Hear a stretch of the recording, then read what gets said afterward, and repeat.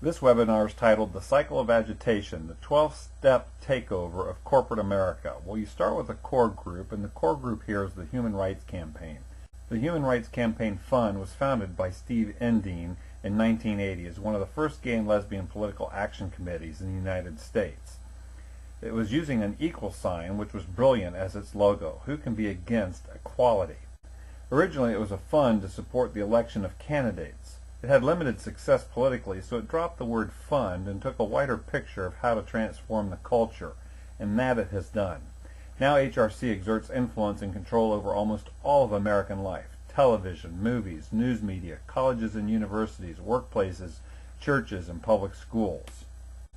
But it's noteworthy that HRC does not represent all gays. If you look on the internet, you'll find gays against gay marriage. You'll find gay business owners against gay bullying of Christian businesses. You'll find gays who resent that gay activists force others to comply with their activist agenda. And most notably, HRC does not represent gays that are leaving the gay lifestyle. If HRC were for all LGBTQ people, they would help those individuals who want to leave or transition out of the gay lifestyle.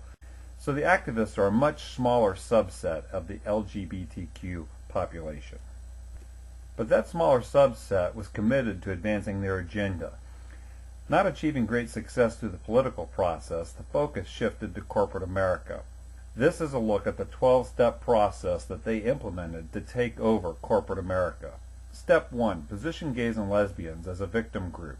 Step 2, make it a civil rights issue. Step 3, use the words discrimination, inclusion, equality, fairness, justice to frame the conversation at every opportunity. And we've seen this in the propaganda that's been developed and how the words have been used. Discrimination means any objection to the HRC agenda. Bigots and haters are any individual that object to the HRC agenda. Fair, just, and inclusive is anyone who's on board and advances the HRC agenda. Civil rights, this is just like black civil rights. And then love equals embracing and supporting the HRC agenda. So they created their own definition for these words, and they've owned them. The fourth step was to take over and leverage corporate diversity initiatives. Fifthly, to find key agitators that will create an issue with corporate management. Sixthly, to create a narrative that diverse, inclusive, gay rights companies are the best, most forward-thinking and inclusive, etc. And this is how this plays out in a whole language set of concepts. Here it is.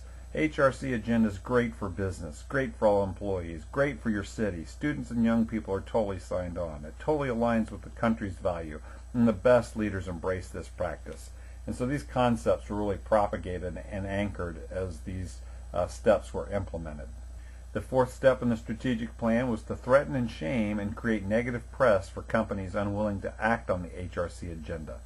Eighthly, to trumpet companies as great that act on the HRC agenda. And then ninthly, to create the Annual Corporate Equality Index, the CEI, and to create incentives and glowing reasons that make companies strive to be at the top of this annual scorecard. With those things in place, the 10th step was to get critical mass of companies that had bought in. 11th, use those companies to pressure other companies to join in. And then 12thly, to use companies to pressure governments to act on the HRC agenda in ways that the HRC could not get citizens or politicians to act on before. Meanwhile, there's other categories of culture that fell under the HRC influence as well, and other strategic plans for Hollywood, news media, colleges and universities, churches, and public schools. The success in all this, after years of work, the Corporate Equality Index reports this in 2016.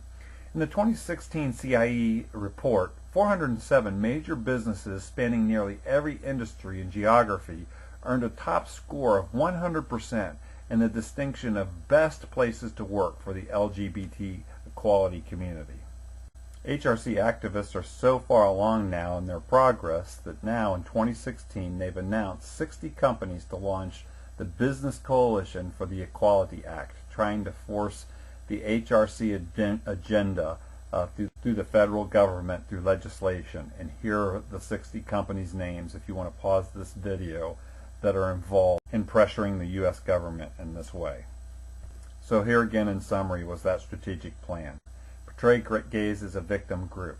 It's a civil rights issue. Own the language. Take over diversity initiatives.